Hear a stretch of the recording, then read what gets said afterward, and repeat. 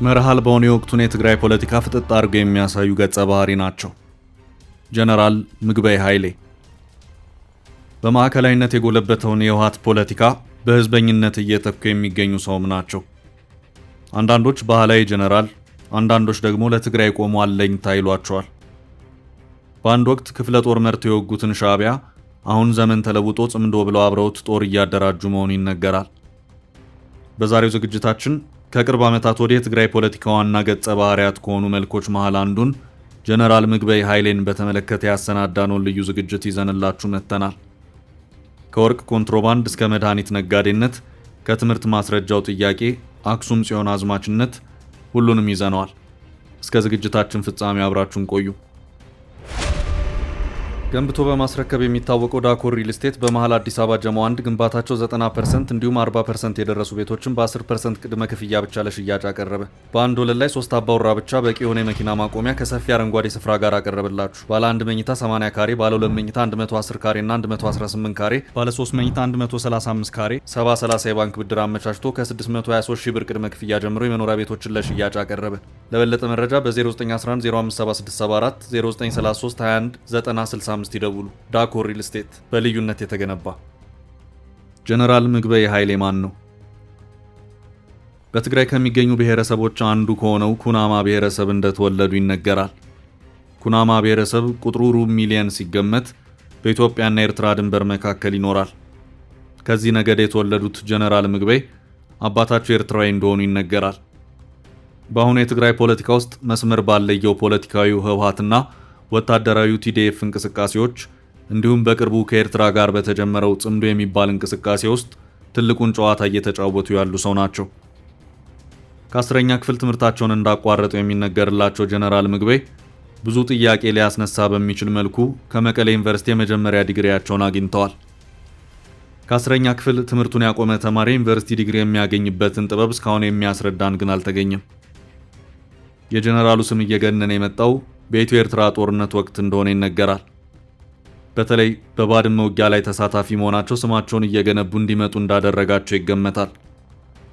ነገር ግን ለጉዳዩ እውነተኛነት ማረጋገጫዎች ባይሰጡም ውስጥ ውስጡን ይነገሩ ከነበሩ ነገሮች አንዱ ጀነራል ምግበይ የኢትዮጵያን ጦር መረጃ ወደ ኤርትራ አሳልፈው ይሰጡ እንደነበር ነው። ከ2000ዎቹ ወዲህ ደግሞ ጀነራሉ ከትግራይ ተፈጥሮ ሀብት ምዝበራ ጋር ቀጥተኛ ግንኙነት እንዳላቸው ይታማል። በትግራይ ደቡብ ምዕራብ አካባቢ የሚደረጉ የወርቅ ማውጣት በህገወጥ መንገድ ወደ ኤርትራና ወደ ሱዳን ከዛም ወደ አረብ ኤምሬቶች የሚደረገውን ንግድ በመስራት ስሙ ገናና ነው። ይህ ግን ይፋ ወጥቶ የታወቀው በትግራይ ጦርነት ወቅት በቅርቡ ነበር።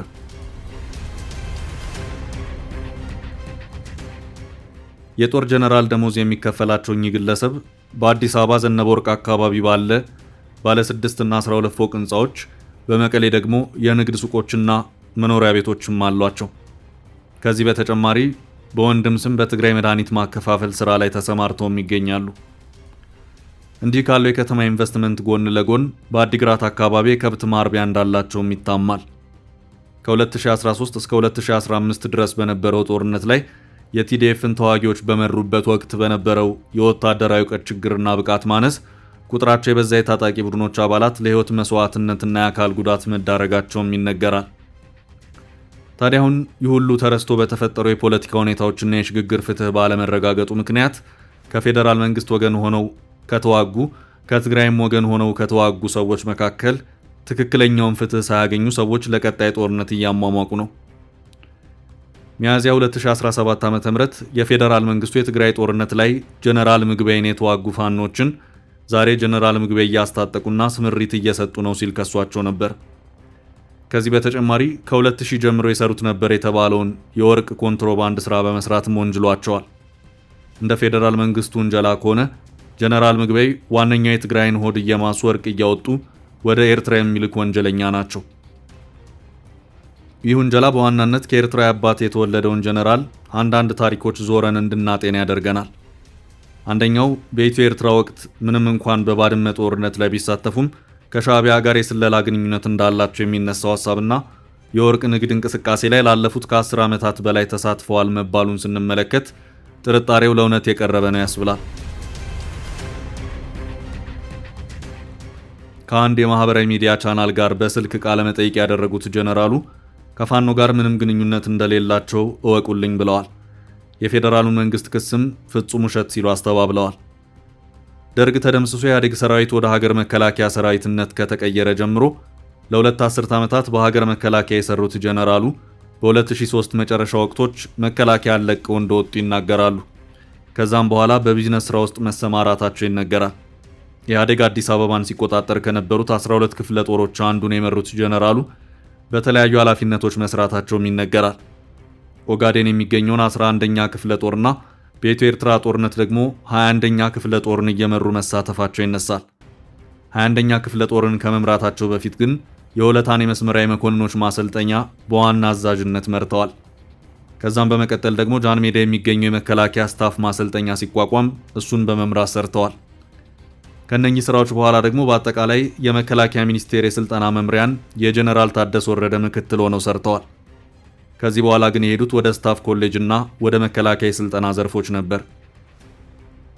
በመከላከያ መግለጫዎችና ሌሎችም አስተያየቶች ላይ ባህላዊ ጀነራል እየተባሉ የሚሊተሪ እውቀት የላቸውም በሚል ስማቸው የሚብጠለጠለው ጀነራል ምግበይ ስለዚህ ጉዳይ ተጠይቀው የመከላከያ ስታፍ ኮሌጅ ዲን እንደነበሩና የወታደራዊ አዛዥ መሆናቸውን አስታውሰው አሁን ያሉት ጀነራሎችና ኮሎኔሎችን እኔ ነበርኩ ያሰለጠንኳቸው ሲሉ ተናግረዋል።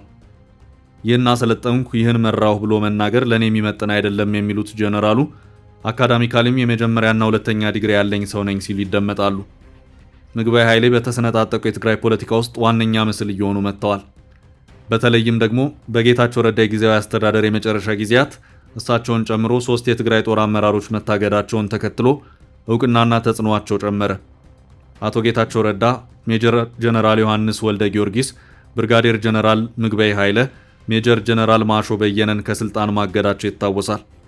ነገር ግን ይህ ውሳኔ በጦሩ ዘንድ ተቀባይነት ባለማግኘቱ ሳይፈጸም ቀርቶ እንደውም ራሳቸው ጌታቸው ረዳና ጓዶቻቸው ትግራይን ጥለው ወጡ። ምግበይ ኃይሌ ጥለው ወደ ወጡት ውትድርና የንግድ ስራቸውን ጥለው የተመለሱት በ2013 ነበር።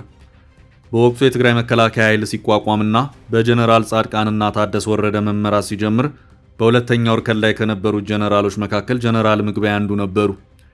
በአሁኑ ወቅትም የትግራይን ኃይል በመምራት ላይ የሚገኙት ጀነራሉ ከሌሎች የጦር አመራሮች በተለየ ሁኔታ በፊት መስመር ላይ ጎልተው እየታዩ ይገኛል። ከኤርትራ ጋር የሚደረገውን ግንኙነትም በድልድይነት እያስፈጸሙ ያሉት እሳቸው ናቸው ይባልላቸዋል። በትግራይ ጦርነት ወቅት ቲዲኤፍ በአማራና አፋር ክልል ከፍተኛ የጦር ወንጀሎችን እንደፈጸመ በተደጋጋሚ በፌዴራል መንግስቱና በዓለም አቀፍ የሰብአዊ መብት ድርጅቶች ይወነጀላል። እነዚህ ወንጀሎችን አስፈጽመዋል በሚል ስማቸው ከሚነሳ ጀነራሎች መሃል ጀነራል ምግበይ አንዱ ናቸው። ለምሳሌም ጎንደር ተፈጸመ የተባለውን እንመልከት። በሰሜን ጎንደር ተፈጸመ የተባለና ዋና ኢላማ ወታደራዊ ኃይሎችን ሳይሆን መሳሪያ ያልታጠቁ ንጹሃን ላይ ያነጣጠረ ነበር የተባለለትን ጥቃት በዋናነት በማቀናበርና በማስፈጸም ይወነጀላሉ። በዚህ ጥቃት 213 ንጹሃን የሞቱ ሲሆን እስካሁን ጉዳዩን ልባት አላገኘም። ከሰሞኑ ደግሞ በተለያዩ መድረኮች ላይ እያደረጉ ያሉት ንግግር በብዛት በማህበራዊ ሚዲያ እየተስተጋባ ይገኛል። በተለይም ከአርሚ 50 አባላት የመቀሌ አመጽና እምቢተኝነት በኋላ በአክሱም ያደረጉት ንግግር የብዙዎችን ቀልብ ስቧል። ያለውን ሁኔታ ከትግራይ መንፈሳዊና ታሪካዊ ሁኔታ ለማያያዝ የሞከሩበት መንገድ ህዝበኛ ባህሪ እንዳላቸው አሳይቷል። የሪዮት ሚዲያው ቴዎድሮስ ጸጋዬ ጀነራል ምግበይ ማይክሮፎን ሲይዝ ስሜታዊ ይሆናል ሲል የገለጸበትን ንግግር ጀነራሉ በተግባር አሳይተዋል። የወታደሩን የስልጠና ቡላ ቱታ ለብሰው ባደረጉት ንግግር ከፊታቸው የሚታየውን አክሱም ጽዮን ቤተክርስቲያንና አክሱም ሐውልትን እያጣቀሱ ስሜት ቀስቃሽ ጦርነት አነሳሽ ንግግር አድርገዋል። በሌላ አንድ በትግርኛ ባደረጉት ንግግራቸው ደግሞ ባህላዊ ጀነራል እየተባሉ ስለሚተቹበት ጉዳይ እጅግ አስቂኝ ምላሽ ሰጥተዋል። ሁሉንም የተማርነው ትግራይ ያለን ነው። አዲስ አበባ ከገባን ምንም አልተማርንም። በዚህ ምክንያት ሁሉም የትግራይ ህዝብ ጀነራል ማለት ነው ሲሉ ተናግረው ነበር። ይህን ጊዜም በሐሳባቸው የተስማማው የአዳራሽ ሰው አጨብጭቦላቸዋል። አሁን ትግራይ ላይ ከፓርቲ እስከ ወታደራዊ መዋቅር፣ ከውጭ ግንኙነት እስከ ኤክስፖርት ንግድ ሁሉም ነገር በእጃቸው ይገኛል። ምናልባትም አይበለውና ቀጣዩ የሰሜን ኢትዮጵያ ጦርነት የሚነሳ ከሆነ ይላሉ አንዳንድ አስተያየት ሰጪዎች፣ እነ ጻድቃን ገብረትንሳይ እነ ጀነራል አበበ ተክለ ሃይማኖት በሰሜን በኩል ሆነው ስለማይዋጉ ዛሬ ላይ ያሉት የትግራይ ጀነራሎች ትክክለኛ አቅማቸው ይታያል የሚሉ አሉ። ምግበይም ባህላዊ ጀነራል መሆን አለመሆናቸውም እንዲሁ። እኛ ግን እንላለን፣ አቅም በጦር ግንባር የሚለካበት ዘመን ላይ አይደለንም። ሊመዘዙ ያኮበኮቡ ትጥቆች ወደ ሰገባቸው ይመለሱ። ተቀባብለውም የተቀመጡ መሳሪያዎች ይብረዱ። ኢትዮጵያ ሰላም ታግኝ። ህዝቦቿ ሰርተው ይብሉ፣ በልተው ይረፉ። ሰውነት እኛም ይገባናል። ጦርነት ይበቃናል። ሰላም ለኛ፣ ሰላም ለእናንተ።